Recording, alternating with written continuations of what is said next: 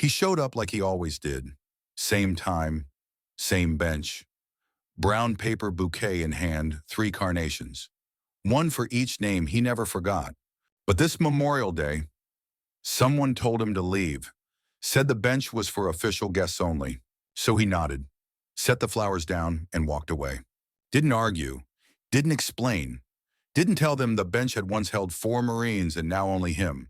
A week later, the town gave him something back. Welcome to Grateful Stories, where tales of compassion and kindness are told. Let's uncover what really happened. The sun rose quiet over Redwood Springs, Kentucky. Not in a hurry, just a soft, steady light spilling over rooftops, stretching across the dew-damp grass of Riverside Park. It was Memorial Day. Not the parade kind. Not flags on every post or fighter jets overhead. Just the small-town version, hand-painted signs, a few folding chairs, and a podium near the war memorial made of old river stone. Walter Briggs had been coming here for 32 years. Always the same time. Always the same bench. Section C, 3rd row from the fountain. The bench with one cracked plank on the backrest. The wood faded gray by sun and years. He arrived just after 7, not because of any schedule, but because that's when he used to meet his friends Eddie, Marcus, Roy. 3 names now etched into cold brass somewhere in another part of the park. Walter was the last one, 82 years old. He still walked on his own, slow but steady, still wore the same olive-colored cap, threadbare at the edges, with the faded emblem of the Marine Corps stitched across the front, still folded his bouquet the same way wrapped in brown paper, tied with twine, 3 carnations, one for each. He never brought a 4th. People in town didn't really notice him anymore. He lived in a mobile home south of Maine. No kids, no close family. A quiet man who paid his bills on time, nodded to neighbors at the mailbox, and never said much more than morning or appreciate it. But every Memorial Day, Walter showed up, not to be seen, but to remember. This year was different. The city had partnered with a local high school to organize the Memorial Day gathering. A group of student volunteers in matching polo shirts had been assigned to manage the park, help with seating, and hand out programs. At 7:13 a.m., while Walter stood by his usual bench, adjusting the bouquet in his hands, one of them approached. Brandon Miller, 16, smart, well-meaning, a bit too eager. He'd been told to keep the event orderly and redirect unregistered guests. He saw Walter standing near the front row and made a quick judgment.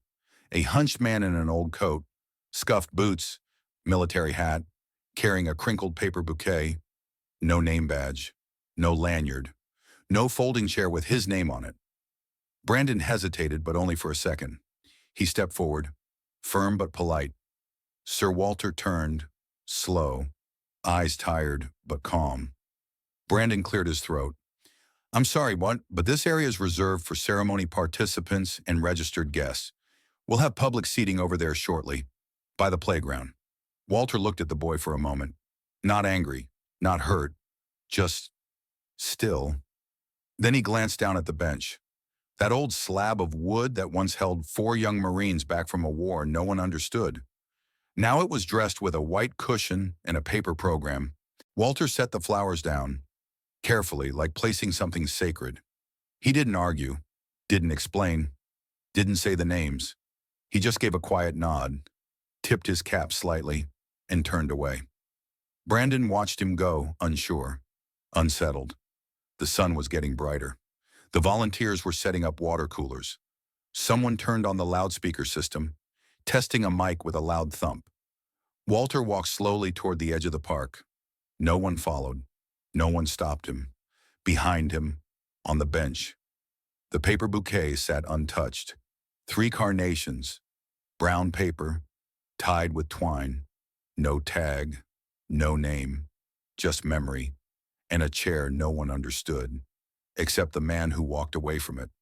Elliot Saunders didn't like sitting still, not in class, not in church, and definitely not under a nylon canopy in Riverside Park while adults read names he didn't know off a podium he couldn't see.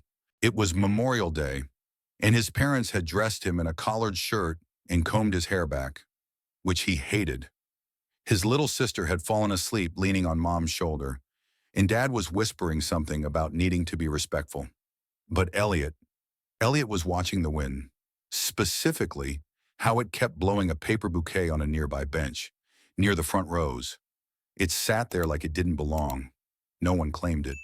Just some old flowers wrapped in brown paper, creased and soft around the edges. He'd seen them when they walked in, maybe an hour ago. But now, everyone was facing the podium, and something about that bouquet kept pulling at him. He waited until the applause died down, and a new speaker fumbled with the microphone. Then, quietly, he slipped between the rows of chairs, ducked behind a woman in a wide-brimmed hat, and crept toward the bench. The flowers were still there. Closer now. Elliot could see they weren't store-bought. 3 carnations, 1 white, 2 red, tied with a piece of kitchen twine, and tucked underneath a note. Folded, but not sealed, just slid between the stems like a bookmark. He glanced over his shoulder. No one noticed. The next speaker had started reading a poem about sacrifice. Elliot reached down, lifted the note, and opened it with both hands. The handwriting was old, slanted, careful. It read, "For Eddie, for Marcus, for Roy, still remembering you. W." That was it. 3 names, 1 letter. No last names, no explanation. But somehow, it felt heavier than the whole ceremony. Elliot stared at the names, his fingers tightening around the paper. Then he looked back at the crowd. He hadn't seen who left it, but someone had come, someone who remembered, and now their memory was being left to blow in the wind. He made up his mind. Elliot scooped up the bouquet, folded the note, and tucked it into his shirt pocket. Then he turned and jogged back to his seat, heart thudding for reasons he didn't understand yet. Later that afternoon, after hot dogs and awkward family small talk, Elliot sat at the kitchen table, the flowers in front of him, wilting slightly in the air conditioning. His dad had waved off the whole thing. Probably some stranger, happens every year, just someone paying their respects. But Elliot didn't believe that. He knew when something mattered, and that note meant something. So he went to the one person in the house who still carried medals in a box lined with velvet, the one who never spoke much about back then, but whose silence always felt full. His grandfather. Arthur Saunders was 92, still sharp, still stubborn, still wore his Veterans of Foreign Wars cap when he walked down to the diner on Fridays. He was napping in his recliner when Elliot knocked gently on the doorframe. "Pop, can I show you something?" The old man opened one eye. "If it's another TikTok thing, I'm officially retiring from this century." Elliot smiled. "It's not that. It's flowers and a note." That got both eyes open. He handed the bouquet over, then slowly offered the folded paper. Arthur took it in both hands, unfolded it carefully, and read. Twice. He didn't say anything at first, just stared. Then he leaned back, eyes glassy with something Elliot hadn't seen before. "You found this where?" he asked quietly. "Riverside Park, on a bench. No one claimed it. I think someone was sitting there, but they left it." Arthur nodded. Very slow. "These are names. Elliot, not just names brothers. You see, Marines. We don't forget. We don't move on. We just carry them further. Do you think you knew them?" Arthur shook his head. "No, these were his people, not mine. But I know the kind of man who writes a note like this." He tapped the signature. "WBU. That's someone who survived. Someone who lost more than medals." Elliot sat forward. "I want to find him." Arthur looked up, eyebrows raised. "I mean, just to know who he is. I want to know why he left it. Maybe for a school project." Arthur was quiet for a long time. Then, finally, he said, "All right, but you start local. Always start with what you know." That night, Elliot searched everything he could. Obituaries, veteran names in the town's online archive, city records for war memorial plaques. None of them listed all 3 names together. but he noticed something odd in a photo from 1994, a local newspaper clipping about a Memorial Day service in the very same park. In the background, on that very bench, sat four men, old then, even older now. Three had name tags: Eddie Jameson, Marcus Boone, Roy Temple. The fourth man, no tag, just a cap pulled low, but on his coat pocket, the stitched initials W.B. By the next morning, Elliot had a name. A neighbor on the town's Facebook page remembered seeing W. Briggs listed on a land registry from years ago. A few messages later, a janitor from Elliots School chimed in. "You're talking about Mr. Walter Briggs. Lives down by the river in that old mobile home. Keeps to himself. Marine. I think lost his buddies a while back." Elliot's heart jumped. He printed out the article, folded the photo, tucked the note back in his pocket. Then he asked his mom if they could drive down toward the river after school. She agreed, half curious, half concerned. They parked outside a row of aging trailers, where the gravel gave way to wild grass. Elliot stepped out, holding the flowers now slightly browned, and walked up to the one with the small flag hanging over the porch. He knocked. The door creaked open halfway. A man in a soft flannel shirt, sleeves rolled, gray at the temples, cap on his head, eyes quiet but watchful. "Mr. Briggs?" Elliot asked, voice small. Walter didn't answer right away. Then, gently, "Yes." Elliot swallowed. I think you left something behind yesterday." He held out the folded note. Walter looked down at it, and something in his face changed. Just slightly. He didn't reach for it. Elliot waited, then said, "I'm Elliot. I found your flowers, and I think Eddie, Marcus, and Roy would want people to remember them." Silence. Then Walter stepped onto the porch, sat down slowly in the wooden chair, took the note with two fingers. "You're the first person to say their names in 15 years, he said softly. Elliot sat on the steps, quietly, and for a long moment, neither of them spoke. The breeze moved through the weeds. A bird landed on the railing, and the boy, who couldn't sit still, didn't move at all. Walter didn't expect the boy to come back. Most don't. Most mean well. Ask a question or two, then move on. But Elliot Saunders was different. He didn't just ask, he listened. He didn't just take notes, he came back the next day with them, typed, annotated, and color-coded. Walter didn't have the heart to tell him he wasn't a project, that the war he carried wasn't one you could grade with a rubric. Still, Elliot returned. 2 days, then 3, and then, one afternoon, Elliot brought company. Mrs. Kate Holloway, 7th grade history teacher, 35, sharp-witted, with a voice that could still a room or comfort a child in the same breath. And Mr. Callahan, the school principal, tall and thin and kind, with hands that never stopped clasping and unclasping nervously.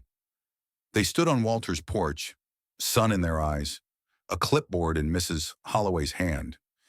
"We'd like to invite you," she said gently, "to speak at our Memorial Week assembly. Just 20 minutes. It's a small thing, but the kids, they need to hear from someone who lived it." Walter shook his head before she even finished. "No one wants to hear war stories," he said. "I wasn't a general. I didn't change history. I just survived it." Elliot stepped forward, holding something in his hand. It was a letter. Walter recognized the handwriting immediately. It was Elliot's, blocky, neat, careful. Elliot held it out. "I wrote this for you.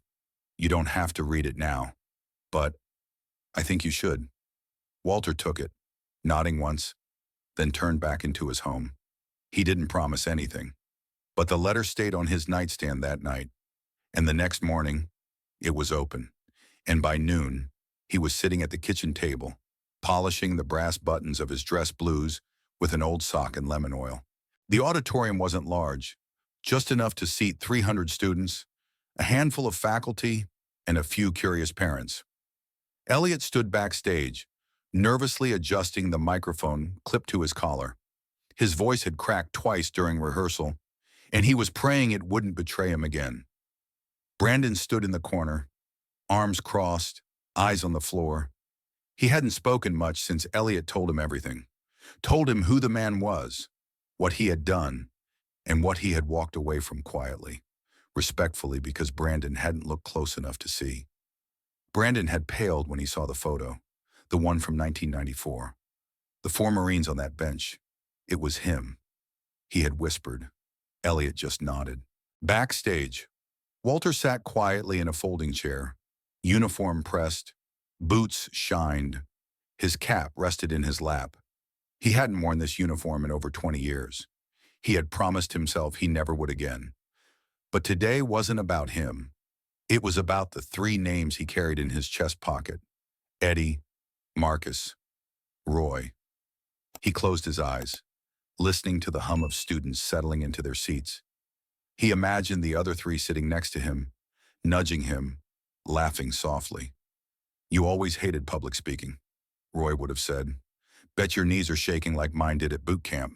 Marcus might have teased, and Eddie, he would have just nodded and said, You got this, Walt.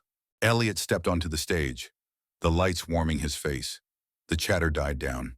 He stood at the podium, heart hammering. My name is Elliot Saunders, he began, voice stronger than he expected. And I'd like to tell you a story about a bench, some flowers, and a name that almost went forgotten. He spoke slowly, carefully. He told them about the ceremony, about the bouquet left behind, about the note with three names, and about the man no one noticed, because they weren't looking. The room was silent. Elliot swallowed hard, then turned toward the curtain and said, Mr. Briggs, would you come join us? Walter stepped out slowly. No music, no applause, just the quiet breath of 300 people realizing they were standing in the presence of something they couldn't quite name but could feel. Respect, regret, reverence. He approached the podium, nodded to Elliot, then turned to the audience. I'm not much for speeches, he began, voice gravelly but clear. And I didn't come here to talk about myself. He paused, looked out over the students, then reached into his coat and pulled out the folded note. I came to talk about these three men. He said their names, Eddie Jameson, Marcus Boone, Roy Temple. He told them about the heat of Da Nang, about letters from home, about nights when silence meant survival and mornings when laughter saved you more than a helmet ever could. He didn't glorify. He didn't dramatize. He just remembered, and the students sat still, some with hands clenched, some blinking fast.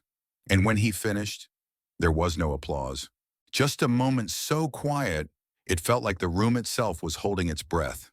Then Elliot stepped forward again. There's one more thing, he said. From the wings, two custodians wheeled out a bench handcrafted, smooth oak, polished and carved. On the backrest, four names etched in brass. Walter, Eddie, Marcus, Roy. Below them, a single line. Some seats aren't just for sitting, they're for remembering. Walter stared at the bench. For a long time, then on without a word, he stepped forward, lowered himself slowly, and sat. The silence was unbroken, until one more figure stood up from the audience. Brandon. He walked to the stage, every step deliberate.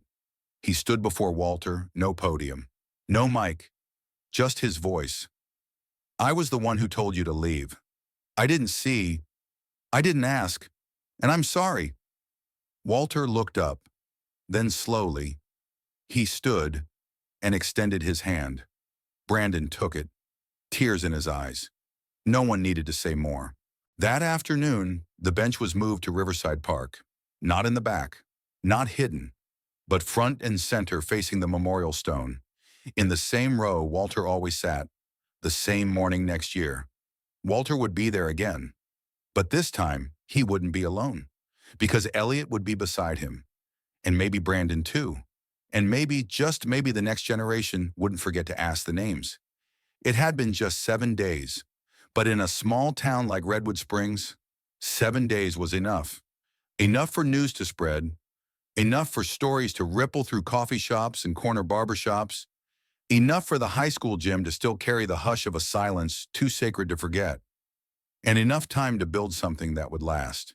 The city, prompted by a school board resolution and a stack of hand-signed letters from Elliott's entire class, had agreed there would be a new memorial bench dedication. Nothing grand, no fireworks, just a quiet gathering. A tribute not just to those who were lost, but to the ones who remembered, even when no one else did. The morning sun filtered gently through the old oak trees in Riverside Park. There were no loudspeakers, no guest list, just the slow assembling of neighbors, veterans in weather jackets, children holding handmade flags, teachers in Sunday clothes even though it was Friday. At the front, facing the War Memorial, stood a newly laid section of stone path, lined with 4 benches, smooth oak, dark-stained, and anchored deep in the soil. The 4th one, the one on the end, was the oldest, still cracked at the backrest, still worn from decades of sun and memory. That one belonged to Walter. He arrived at 7:01 a.m., like always. Not dressed in full uniform this time, just the soft flannel shirt he wore every fall, the Marine cap tilted low, and a clean pair of boots he hadn't bothered to scuff.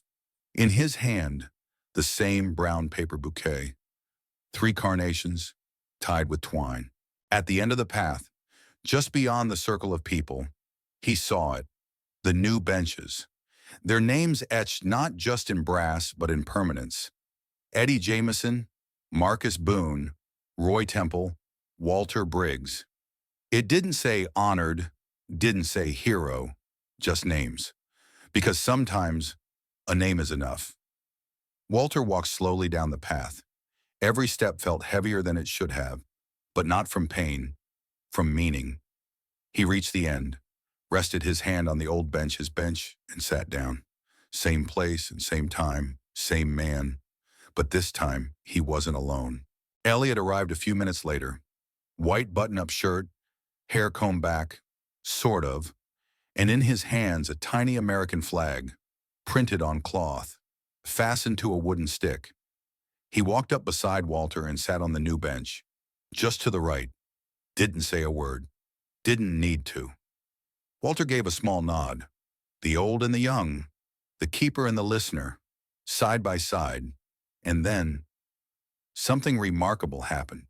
People started coming forward, not in a rush, not on cue, just one by one. First, it was Brandon. He approached quietly. No clipboard this time, no volunteer shirt, just a dark hoodie, hands clenched around a single lily. He stepped up to the row of benches, knelt slowly, and placed the flower in front of Walter's feet. He didn't speak, didn't look up. He stood, gave Walter a nod, not for permission, but for respect, and stepped back. Then came a teacher, then a veteran, then a group of second graders, each holding hand-cut paper poppies.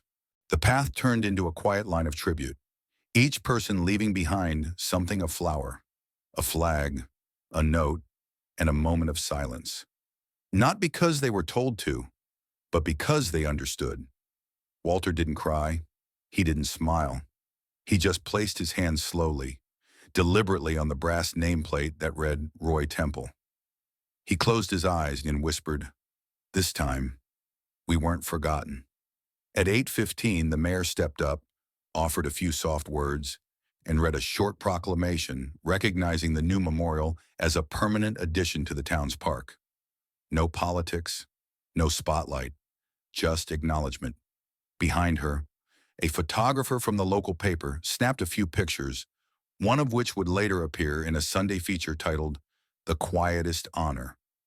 In the photo, Walter is seated on the bench, one hand resting on the armrest, Elliot beside him, the wind just beginning to lift the corners of the paper bouquet resting at their feet. Around 8:30 people began to drift away. Some back to work, some to school, some just stood at a distance a little longer, as if trying to memorize the shape of the morning. Elliot stood too. He turned to Walter and said, "Can I leave this here?"